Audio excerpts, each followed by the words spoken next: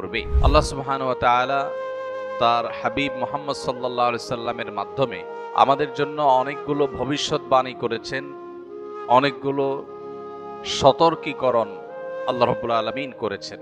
যে সমস্ত ভবিষ্যৎবাণীগুলো আমাদের জন্য গুরুত্বপূর্ণ, অতীব গুরুত্বপূর্ণ, এবং যে সমস্ত বিষয়ে আল্লাহ রাব্বুল আলামিন তার হাবিব মুহাম্মদ সাল্লাল্লাহু আলাইহি সাল্লামের মাধ্যমে আমাদেরকে সতর্ক করেছেন, সে বিষয়গুলোর মধ্যে থেকে অন্যতম একটা বিষয় হলো পৃথিবীর আয়ু যখন শেষ হয়ে আসবে, মহাপ্রলয় মানব ইতিহাসের সবচেয়ে বড় ঘটনা, যেই ঘটনার মধ্য দিয়ে আল্লাহ তাআলা সৃষ্টি জগতের এই বিশাল বড় আয়োজন, এটার সমাপ্তি আল্লাহ তাআলা ঘটাবেন।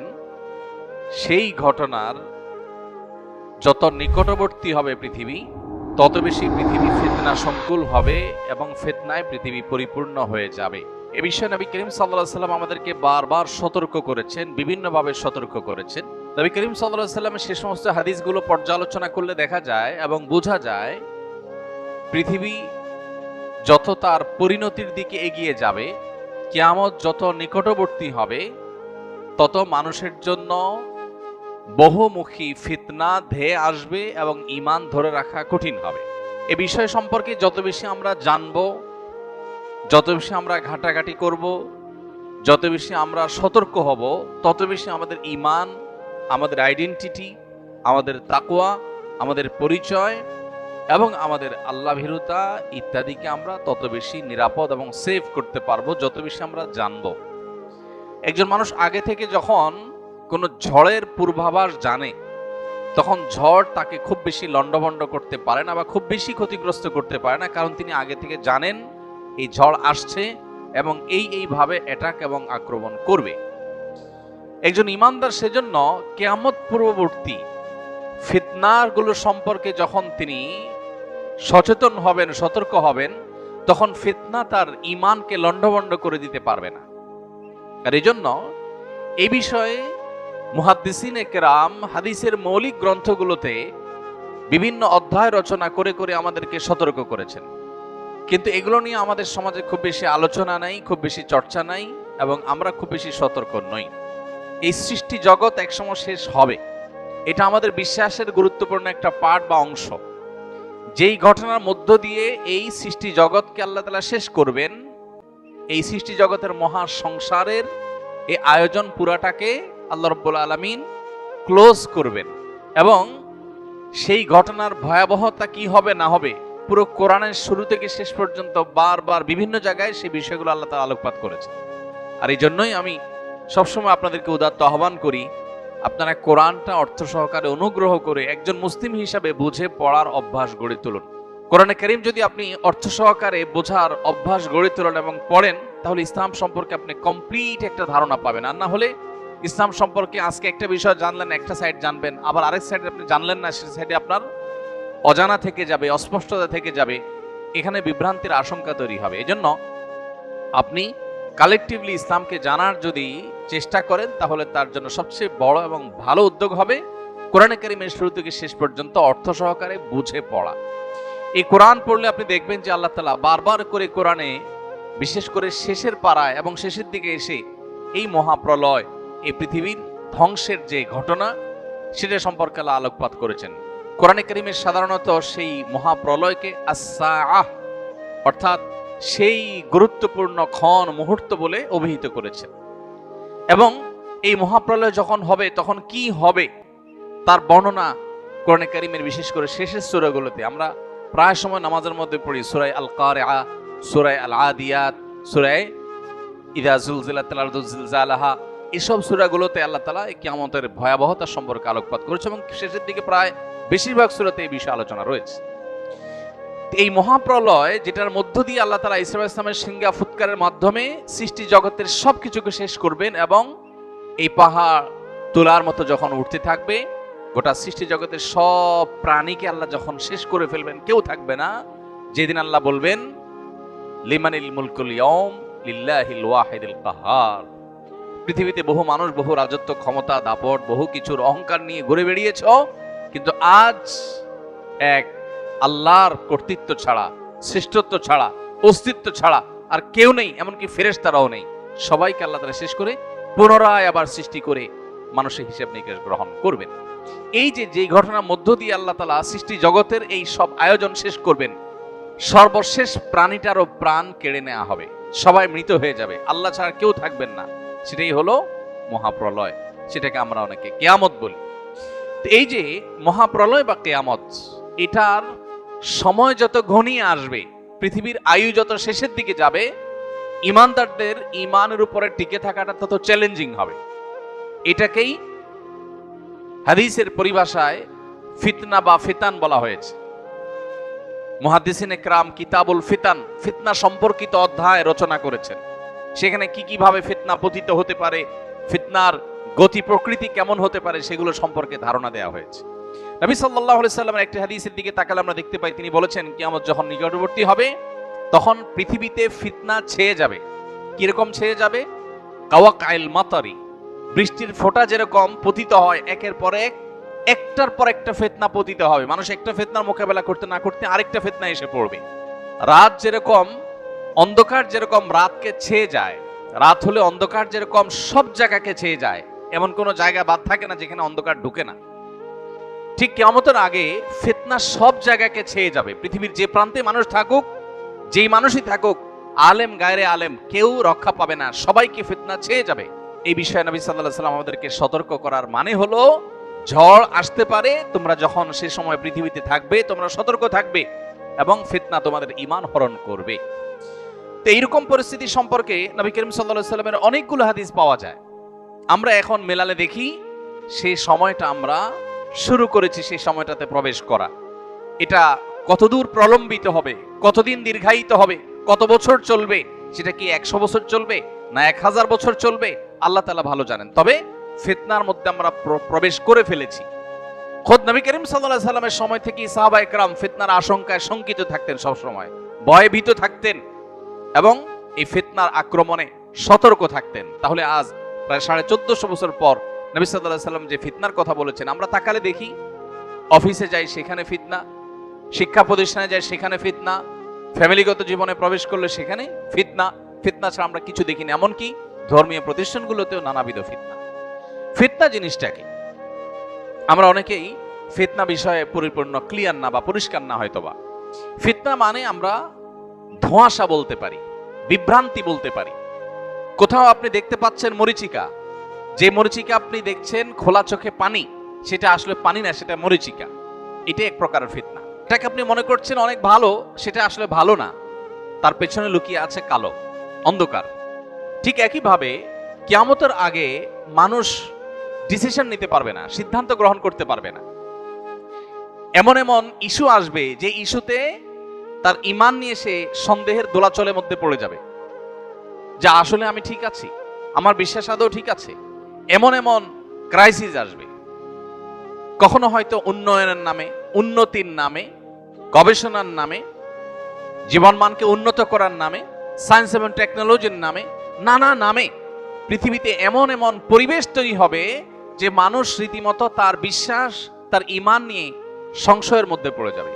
আজ এই সংশয়বাদ ঘরে ঘরে, জনে জনে, এটাকে আমরা আজকের পৃথিবীর নতুন তুফান বলতে পারি। এই নতুন তুফান সম্পর্কে নবী সাল্লাল্লাহু আলাইহি ওয়াসাল্লাম সতর্ক করেছেন। একটা সময় আসবে, নবীজি সাল্লাল্লাহু আলাইহি সাল্লাম বলেছেন, ইউসবিহুর রাজুলু মুমিনা ওয়া ইউমসি কাফিরা। মানুষ সকালবেলা ঈমানদার হয়ে সকাল করবে, দিন শুরু করবে, সন্ধ্যায় সে বেঈমান হয়ে যাবে। কারণ হয়তো সন্ধ্যায় ঈমান থাকবে কিন্তু সকালে ঘুম থেকে উঠে সে বেঈমান হয়ে যাবে। ঈমানটা এত ঠুনকো হবে, এত দুর্বল হবে, কচুপাতার পানির মতো এতটা নড়বড়ে হবে যে তার আইডেন্টিটি মুহূর্তের ভিতর পরিবর্তন হবে। এমন এমন চমক আসবে। এখন পৃথিবীটা হলো চমকের পৃথিবী, একের পর এক চমক। আমরা সার্চ ইঞ্জিনের যে চমক, সেটা দেখে সারতে না সারতে এআই এর চমক, আর্টিফিশিয়াল ইন্টেলিজেন্সের চমক আমাদের সামনে এসে উপস্থিত। আমরা যোগাযোগ ব্যবস্থার ক্ষেত্রে একটার পর একটা চমক দেখছি।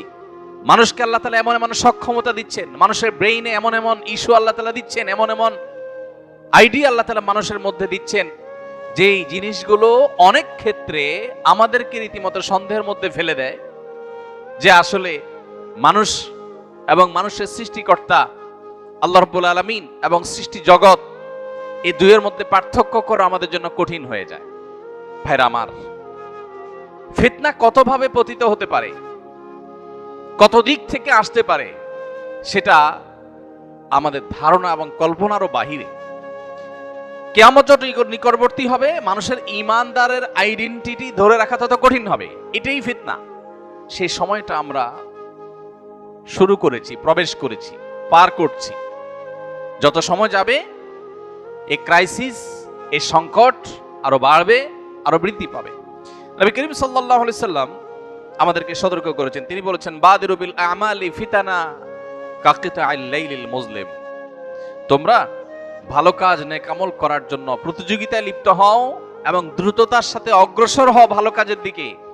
কারণ এমন সময় আসছে যখন গভীর গুটগুটে অন্ধকার রাত যেরকম অন্ধকার হওয়ার কারণে কোনটা ভালো কোনটা মন্দ মানুষ পরখ করতে পারে না, এরকম সময় আসবে যে তুমি সত্য আর অসত্য, ভালো আর মন্দ পরখ করতে কষ্ট হবে। সেই সময় আসার আগে তোমরা নেক আমলে প্রবেশ করো, ভালো কাজে লিপ্ত হও। এবং সেই সাথে নবী সাল্লাল্লাহু আলাইহি সাল্লাম বলেছেন, আবু সা'লাবা আল খুশানি রাদিয়াল্লাহু তাআলা আনহু থেকে বর্ণিত হাদিসে তিনি বলেছেন, ফা ইন্না মিন ওয়ারাইকুম আইয়ামা আস-সাবরু ফীহিন্না মিসলাল কবদি আলাল জামার।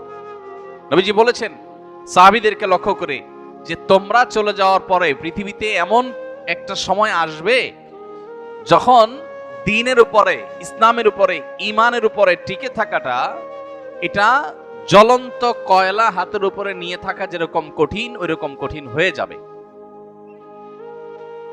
আজ পৃথিবীতে মুসলিম আইডেন্টিটি নিয়ে চলাটা সহজ না কঠিন? কঠিন। অমুসলিম প্রধান অঞ্চলে বা দেশে তো পরের কথা, মুসলিম প্রধান দেশেও মুসলিম আইডেন্টিটি নিয়ে টিকে থাকা বড় কঠিন।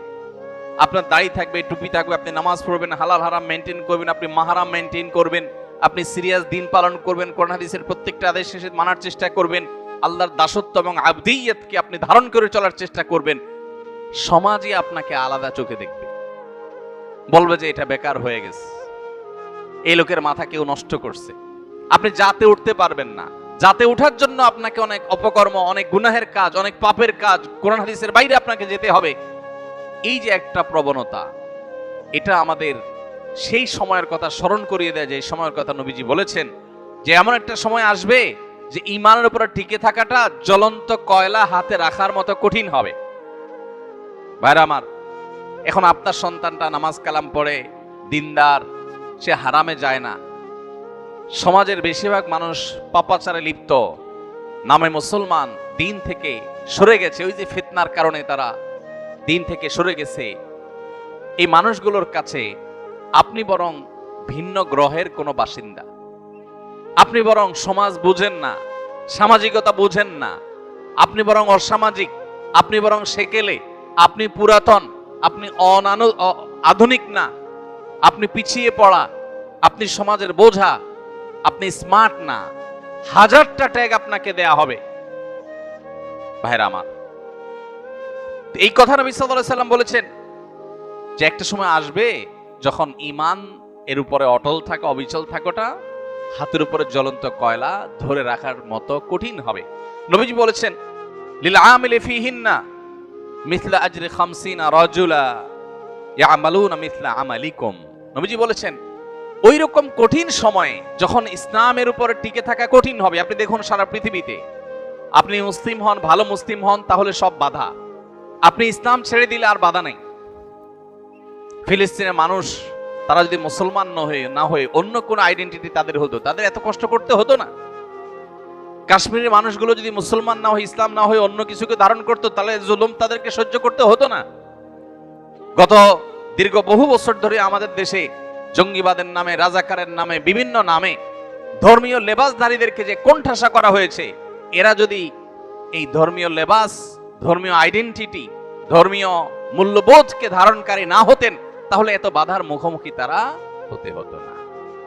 এই যে পরিস্থিতি, নবী সাল্লাল্লাহু আলাইহি সাল্লাম বলেছেন এরকম কঠিন পরিস্থিতিতে যারা সব যায় যাক, আমার জাতে ওঠা লাগবে না, আমার সামাজিকতা গোল্লায় যাক, আমার গোটা দুনিয়ার মানুষের যে স্রোত এবং ফ্লো তার বিপরীতে যে হলেও আমি আমার ঈমানকে, আমার তাকওয়াকে অটল করার চেষ্টা করব, ধরে রাখার চেষ্টা করব।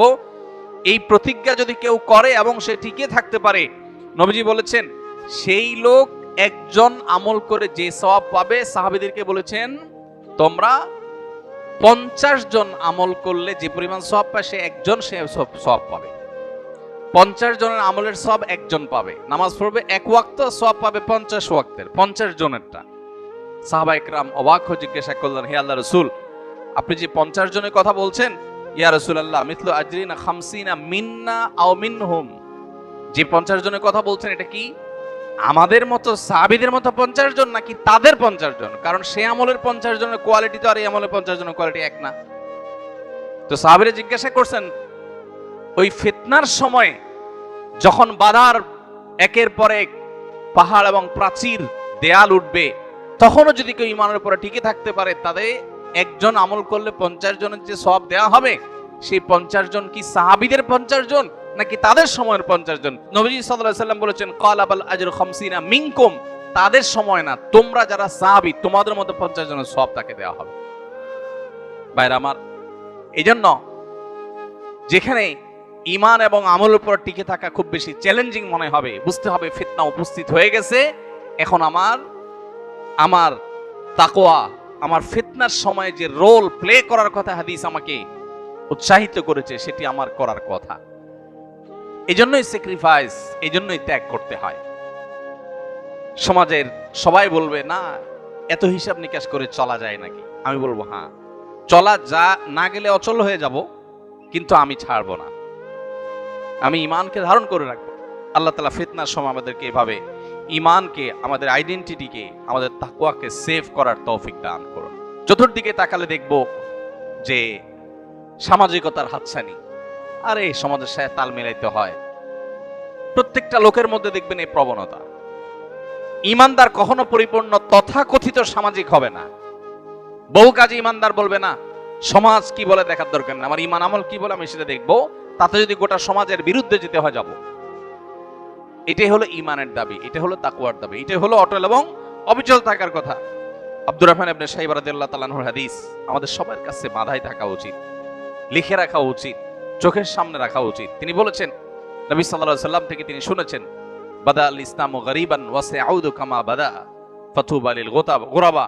নবীজি বলেছেন ইসলাম পৃথিবীতে এসেছে যখন, তখন সূচনার সময়ে, শুরুর সময় ইসলাম ছিল বেদুইন, মুসাফির, পথিকের মতো, অচেনা অজানা, যাকে কেউ যাচ্ছে না, পুছে না, যাকে কেউ আপন করে নিতে চায় না। একজন মুসাফির, পথিক, অচেনা, তিনি কোনো এলাকায় গেলে, কোনো মহল্লায় গেলে, কোনো মসজিদে গেলে কেউই তাকে আপন করে নিতে চায় না, কেউ বাসায় তুলতে চায় না, কেউ ঘরে নিতে চায় না, কারণ চিনি না, জানি না। সবাই তার থেকে নিজেকে দূরে রাখার চেষ্টা করে বা তার কাছে খুব বেশি ভিড়ে না, কেউ যাচ্ছে না, কেউ পৌঁছে না তাকে। নবীজি বলেছেন ইসলাম যখন শুরুতে এসেছে পৃথিবীতে, তখন এইরকম একটা অবস্থায় ছিল, কিন্তু একটা সময় ইসলামের শৌর্যবীর্য, ইসলামের প্রভাব প্রতিপত্তি, ইসলামের সাম্রাজ্য, ইসলামের জয়যাত্রা, ইসলামের প্রচার প্রসার এমন বেশি হবে যে গোটা পৃথিবীতে ইসলামের প্রভাব থাকবে। কিন্তু আবার পৃথিবীতে ইসলাম আগের জায়গায় ফেরত যাবে, অর্থাৎ আবার এমন একটা সময় আসবে কিয়ামতের আগে যে পৃথিবীতে ইসলামকে কেউ ধারণ করতে চাইবে না, ইসলামের পরিচয়ে কেউ পরিচিত হতে চাইবে না। ইউনিভার্সিটিগুলোতে আমাদের তরুণদের মধ্যে সালাম দেওয়া নিয়ে হীনমন্যতা হয়, সালাম দিতে চায় না, কারণ সালাম দিলে সে হুজুর হয়ে যাবে। এখানে কেউ সালাম দেয় না, এখানে হাই বলে, হ্যালো বলে, এখানে সালাম দেয় না। ঠিক একইভাবে কর্পোরেট দুনিয়াতে, সেখানে যারা বসবাস করছেন, ব্যক্তিগত জীবনে ইসলাম যতই প্র্যাকটিস করুক, ওখানে উনি সালাম দেন না, কারণ এখানে সালাম দেওয়া না প্রচলন নাই। এরকম আরো বহু বিষয়ের প্রচলন নাই। তো এইরকম সময়গুলোতে নবী সাল্লাল্লাহু আলাইহি সাল্লাম বলেছেন, যখন পৃথিবী তার শেষ পরিণতির দিকে আসবে, ইসলাম আবারও ওই প্রথম যুগে যেরকম ইসলাম কেউ ধারণ করতে চাইতো না, মক্কাতে যখন ইসলাম শুরু হয়েছে, ইসলামের পরিচিত হওয়াটা রিস্কি ছিল। এই পরিচয় পরিচিত হলে তারপরে জুলুম নেমে আসতো, কেউ ওয়েলকাম করতো না, গরিব ছিল, অসহায় ছিল ইসলাম। নবীজি বলেছেন কিয়ামতের আগে আবার এরকম একটা সময় আসবে যখন ইসলাম এরকম অসহায় হবে, কেউ ইসলামকে ধারণ করতে চাইবে না, সবাই জাতে উঠতে চাইবে। নবীজি বলেছেন ফাতুবা লিল গোরাবা। এই যে শুরু এবং শেষ ইসলামের, মাঝখানে জয়যাত্রা, শুরুতে কঠিন সময় ছিল মক্কাতে, আবার কঠিন সময় আসবে পৃথিবীতে। এই দুই সময়ে যারা ইসলামকে ধারণ করে থাকবে, ওই অসহায় ইসলামকেই ধারণ করবে, সে জাতি উঠতে চাইবে না, সে সামাজিক তথাকথিত সামাজিক হতে চাইবে না, সে সমাজের মানুষের দৌড়ে টিকে থাকতে চাইবে না, সে ইসলামের দৌড়টাকে টিকে রাখার চেষ্টা করবে। এই মানুষগুলোকে নবীজি বলেছেন এরা হলো ইসলামের সে অসহায় সময়ের সঙ্গী। এই মানুষগুলো সম্পর্কে নবীজি বলেছেন ফাতুবা, তারা যেন সুসংবাদ গ্রহণ করে, এদের জন্যই হলো আখিরাতের শেষ হাসি। ভাইরা আমার, তখন নবীজিকে জিজ্ঞাসা করা হলো মানিল গোরাবা ইয়া রাসূলুল্লাহ, হে আল্লাহর রাসূল, ইসলামের কঠিন সময়ে যারা ইসলামকে ধারণ করবে, আপনি যাদেরকে গরীব বলে আখ্যায়িত করেছেন, এখানে অর্থকরী না থাকলে যে গরীব হয় সেটা উদ্দেশ্য নয়, বরং দুঃসময়ের কাণ্ডারি, যাচ্ছে না পোছে না সেরকম পথিকের মতো ইসলামকে ধারণকারী বলতে হে রাসূল আপনি কাকে বুঝিয়েছেন? নবীজি তখন বলেছেন আল্লাযীনা ইউসলিহুনা ইযা আফসাদান নাস, মানুষ যখন ফিতনায় পতিত হয়ে যাবে, সমাজ যখন নষ্ট হয়ে যাবে, তখন যারা মানুষের সংশোধনে কাজ করবে, নিজেরা কোরআন হাদিসের পথে থাকবে আর সমাজকে সংশোধনের পথে আহ্বান করবে, এই মানুষগুলো হলো সেই মানুষ যাদের জন্য নবী সাল্লাল্লাহু আলাইহি ওয়াসাল্লাম সুসংবাদ দিয়েছে। ভাইরা আমার, সেরকম কঠিন সময় আমরা পার করছি। আমাদের দরকার এখন ঈমানকে আঁকড়ে ধরা, আমাদের দরকার এখন মুসলিম আইডেন্টিটিকে আঁকড়ে ধরা। আমরা দেখব চতুর্দিকে আমাদের সন্তানদের, আমাদের পরিবারে, আমাদের আশেপাশে, আমাদের সমাজে, সোসাইটিতে, পরিবেশ সব দিকে আমরা দেখব যে সবাই জাতে ওঠার চেষ্টা করছে। কেউ তার অরিজিনকে ধরে রাখার, মৌলিকত্বকে ধরে রাখার, তার শেকড়কে সন্ধান করবার চেষ্টা করছে না। এটা নবী সাল্লাল্লাহু আলাইহি সাল্লাম বহু আগে ভবিষ্যদ্বাণী করেছেন যে এরকম সিচুয়েশন আসবে, সিচুয়েশন আরো জটিল হবে। তো সিচুয়েশন যখন জটিল হয় তখন মানুষের প্রচেষ্টা আরো শক্ত হয়। আপনি সাধারণ পুকুরে যখন সাঁতার কাটেন তখন আপনার যে অ্যাপ্রোচ থাকে, আপনি সমুদ্রের উত্তাল তরঙ্গের বিপরীতে যখন সাঁতার কাটেন তখন অ্যাপ্রোচ একরকম থাকে না। আপনি যখন রাস্তায় স্বাভাবিকভাবে চলাফেরা করেন তখন আপনার সেই সতর্কতা থাকে না। যখন আপনি প্রচন্ড ঝড়ের পরিবেশে আপনি চলাফেরা করেন তখন আপনার পোশাক আশাক উড়ে যায় কিনা সেগুলোর পরে যতটা আপনি সতর্ক হন। ঠিক একইভাবে ফিতনা সংকুল সময়ে ঈমান যেন টিকে থাকে, ঈমান যেন হারিয়ে না যায়, কুফরি এবং ফিতনার ঝড় যেন ঈমানকে লণ্ডভণ্ড করে দিতে না পারে, সেজন্য একজন ঈমানদার তিনি তার সব শক্তি দিয়ে তার ঈমানকে টিকিয়ে রাখার চেষ্টা করবেন। আল্লাহ রাব্বুল আলামিন আখিরি জামানার কিয়ামত পূর্ববর্তী ফিতনা সংকুল সময়ে আকাশ থেকে বৃষ্টির মতো অনবরত ফিতনা যখন পতিত হতে থাকে, যখন অন্ধকার ছেয়ে যায়, ভালো মন্দ নিরূপণ করতে পারি না, সংশয়বাদ যখন আমাদেরকে গ্রাস করে ঘিরে ধরে, এরকম সময় আল্লাহ তাআলা আমাদেরকে ঈমানের এই পরিচয়কে ধারণ করে থাকার তৌফিক দান করুন। ভাইরা আমার, আমরা চতুর্দিকে দেখি নানাবিধ ফিতনা, ফিতনার তালিকা, ফিতনার নজির, ফিতনার দৃষ্টান্তগুলো যদি আমরা আলোচনা করতে চাই সেটা অনেক লম্বা, অনেক দীর্ঘ। এর মধ্যে থেকে একটা উদাহরণ হলো আজকের পৃথিবী উন্নয়নের নামে আমাদের এমন জীবনধারা বা এমন লাইফস্টাইল আমাদেরকে উপহার দিয়েছে যেখানে মানুষ প্রচুর পরিমাণ সম্পদ কামাই করা এবং খুব বেশি সুখ স্বাচ্ছন্দ্য আর ভোগ বিলাসের মধ্যে থাকা, এটা জীবনের অন্যতম লক্ষ্যে পরিণত হয়েছে। এখন এই পাইপলাইনে যখন মানুষ একবার প্রবেশ করে তখন এটার কোনো শেষ থাকে না। টাকা পয়সা কামাই করা, সমাজের স্রোতের তালে চলা, সামাজিকতা মেনটেন করে চলা এবং অন্য 10 জনের মতো হয়ে চলার চেষ্টা করা, এগুলো মানুষকে তার দ্বীন, তার ঈমান, তার আখিরাত এই চর্চা থেকে আস্তে আস্তে তার অজান্তে দূরে সরায় দেয়। এই জন্য নবী করিম সাল্লাল্লাহু আলাইহি সাল্লামকে আল্লাহ তাআলা সতর্ক করেছেন, আমাদেরকে আল্লাহ সতর্ক করেছেন। কোরআনে কারিমে আল্লাহ বলেছেন ইন্নামা আমওয়ালুকুম ওয়া আওলাদুকুম ফিতনা, তোমাদের সম্পদ এবং সন্তান এগুলো এক প্রকারের ফিতনা, অর্থাৎ এগুলো তোমাদেরকে ধোঁয়াশার মধ্যে ফেলে দেয়। ঈমান নাকি টাকা পয়সা, ঈমান নাকি সামাজিক স্ট্যাটাস, ঈমান নাকি সন্তান সন্ততির তথাকথিত ক্যারিয়ার। অনেক সময় আখিরাত ডুবাই দিয়ে সন্তান সন্ততির ক্যারিয়ারকে আমরা উপরে তোলার চেষ্টা করি। অনেক সময় সম্পদ এর পাহাড় গড়বার প্রয়োজনে ঈমান, আমল, আকীদা, হালাল হারাম সবকিছুকে ডুবাই দেই, তাহলে আমি যে কোনটা গ্রহণ করব, কোনটা আমার গ্রহণ করা উচিত, এই সিদ্ধান্তহীনতাটাই হলো ফিতনা। নবীজি বলেছেন, সন্তান সন্ততি সম্পদ এগুলো তোমাদেরকে ধোঁয়াশায় ফেলে দিবে, বিভ্রান্তিতে ফেলে দিবে, তুমি কোন দিকে যাবে, এবং বিভ্রান্ত হয়ে দেখা যায় ভুল পথে গিয়েছ, আখিরাত বরবাদ করে ফেলেছ।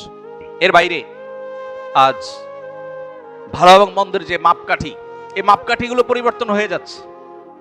গোটা বিশ্বে পাওয়ার হোল্ড করা, সম্পদ কামাই করা, এটাই মানুষের মর্যাদার মাপকাঠি হয়ে গেছে, মানদণ্ড হয়ে গেছে। ভালো মানুষের ভাত নাই, সহজ বাংলা। ভাত আছে কার? যার পাওয়ার আছে, যার টাকা পয়সা আছে। যত নিকটবর্তী হবে পৃথিবী, তত সেদিকে মানুষ চলে যাবে। সমাজে এইরকম পরিবেশে পরিস্থিতি মানুষ চিন্তা করবে, ভালো মানুষই পরে, আগে টাকা পয়সা কামাই করি, আগে পাওয়ার গেইন করি। কারণ পাওয়ার গেইন করলে, টাকা পয়সা কামাই করলে সমাজে সবাই বাহাবা দিবে। এখন এই সময়টাতে সমাজে আমি লাইমলাইটে আসাটা গুরুত্বপূর্ণ না আমার মুসলিম আইডেন্টিটিকে ধরে রাখা গুরুত্বপূর্ণ? এটা হলো ফিতনা। বেশিরভাগ মানুষ জোয়ারে গা ভাসায়, না এ যুগে টাকা পয়সা না হলে চলে নাকি, এ যুগে ভালো চেয়ারে না গেলে চলে নাকি। কিন্তু যে ইমানদার, ওই যে 50 গুণ সাহাবীদের সমান 50 জনের সওয়াব পাবে, সেই লোক সমাজের এই গড্ডালিকায় স্রোতে গা ভাসায় না, সে বিপরীতে চলে। সে বলে না, আমার সামাজিকতার দরকার নেই, সবাই হ্যাঁ চোখে দেখুক, কিন্তু আমি সততা, আদর্শ, নীতি এটাতে আমি ছাড় দিব না। তাতে আমার পরিবারের লোকদের কাছে আমি খারাপ হতে পারি। স্ত্রী হয়তো বলতে পারে যে এটা অচল, অচল না। হয়তো সন্তানরাও বলবে, আমার বাবা সে আমাদেরকে কিছু দিয়ে যায়। হয়তো মা বাপ ভাই বোনও বলবে যে এই ছেলে সমাজের সাথে তাল মেলাতে পারে নাই, সোজা সরল বেকুব, তারপরও সে তার ঈমানকে, তার তাকওয়াকে, আল্লাহর গোলাম এবং বন্দীকে সে আঁকড়ে ধরবে। ভাইরা আমার, এরকম হাজার লাখো অগণিত ফিতনা আছে এই চাকচিক্যময় পৃথিবীতে। ভোগবাদের ফিতনা আমাদের সবাইকে ভোগবাদী করে তুলছে। একজন ইমানদার যার আখিরাতের প্রতি বিশ্বাস আছে, তিনি জানেন দুনিয়াটা সামান্য সময়ের পারাপারের জায়গা। কিন্তু ভোগবাদ আমাদের সমাজে আমাদেরকে এমন ভাবে গ্রাস করে ফেলেছে যে আমাদের মনে হচ্ছে এটাই অনন্তকাল বেঁচে থাকার জায়গা। যিনি টাকার জন্য মরিয়া হালাল হারাম বাজ বিচার করছেন না, তিনি নিজেও জানেন এটা আগামী 1 মিনিট পরও তিনি ভোগ করতে পারবেন কিনা তার গ্যারান্টি নাই। পৃথিবীতে কেউ তাকে গ্যারান্টি দিতে পারবে না, কিন্তু এরপরও তিনি এর জন্য পাগল। এবং তিনি হাজার হাজার শত শত বছর বাঁচবেন না সেটা তিনি জানেন। তারপরেও এত টাকা কামাই করার পরেও তার চাহিদা শেষ হচ্ছে না যত টাকা তার শত শত বছর কেউ শেষ করা যাবে না। তারপর তিনি পাগল পড়া ফিতনা, এই ফিতনার জালে তিনি পড়ে গেছেন, আর বের হতে পারছেন না। এই নেশায় তিনি ডুবে গেছেন, ব্যাক করতে পারছেন না, আখিরাতকে ডুবাই দিয়েছে। ভাইরা আমার, এরকম বহুবিধ ফিতনা আমাদেরকে গ্রাস করছে। রক্ষার উপায় কি? রক্ষার উপায় হলো কোরআন এবং হাদিসকে আঁকড়ে ধরা। কোরআন এবং হাদিসকে যারা আঁকড়ে ধরবে তারা ফিতনা থেকে রক্ষা পাবে। নবী সাল্লাল্লাহু আলাইহি ওয়াসাল্লাম বলেছেন, আদু আলাইহা বিন নওয়াজিস। খুব কঠিন সময়ে মানুষ যখন হাত দিয়েও কিছু ধরে রাখতে পারে না, তখন মাড়ির দাঁত এটা দিয়ে কামড়ে ধরে রাখার চেষ্টা করে। ঠিক একই ভাবে তোমার ঈমানকে ধরে রাখার জন্য সর্বশেষ শক্তি মাড়ির দাঁত দিয়ে তুমি ঈমান, তোমার আত্মপরিচয়, কোরআন এবং হাদিসকে আঁকড়ে ধরবে যে আমি কোরআন হাদিসের বাইরে এক চুল যাব না, তাতে আমার সব যায় যাক। এটা হলো ফিতনার সময় নিজেকে আত্মরক্ষা করার সবচেয়ে বড় মূল মন্ত্র। আর এর পাশাপাশি নবী সাল্লাল্লাহু আলাইহি ওয়াসাল্লাম আমাদেরকে দোয়া শিক্ষা দিয়েছেন, আমরা আল্লাহর কাছে ফিতনার সময় পানাহ চাইব। আল্লাহুম্মা ইন্না নাউযু বিকা মিনাল ফিতান বা আল্লাহুম্মা ইন্নী আউযু বিকা মিনাল ফিতান মা যাহারা মিনহা ওয়া মা বাতান। আল্লাহ, প্রকাশ্য যত ফিতনা পৃথিবীতে আছে এগুলোর থেকে আমি পানাহ চাই, তোমার কাছে রক্ষা চাই। আল্লাহ রাব্বুল আলামিনের কাছে আমরা দোয়া করা, চোখের পানি ফেলা এবং ফিতনার পরিবেশ থেকে বেঁচে তাকওয়ার পরিবেশে নিজেকে নিয়োজিত করা, নিবদ্ধ রাখা, এর জন্য নিরন্তর চেষ্টা করে জীবনের শেষ মুহূর্তগুলো পার করার, শেষ নিঃশ্বাস ত্যাগ করার, ঈমান এবং আমল নিয়ে ফিতনা থেকে নিজেকে বাঁচিয়ে, নিজের ফ্যামিলিকে বাঁচিয়ে, জেনারেশনকে বাঁচিয়ে আল্লাহ তাআলা আমাদেরকে দুনিয়া থেকে যাওয়ার তৌফিক নসিব করুন। আমাদের পরিবারকে, আমাদের নিজেদেরকে, আমাদের সমাজকে ফিতনার এই ভয়াবহ করাল, গ্রাস এবং থাবা থেকে বাঁচানোর জন্য নানাবিধ উদ্যোগ আমাদের নিতে হবে।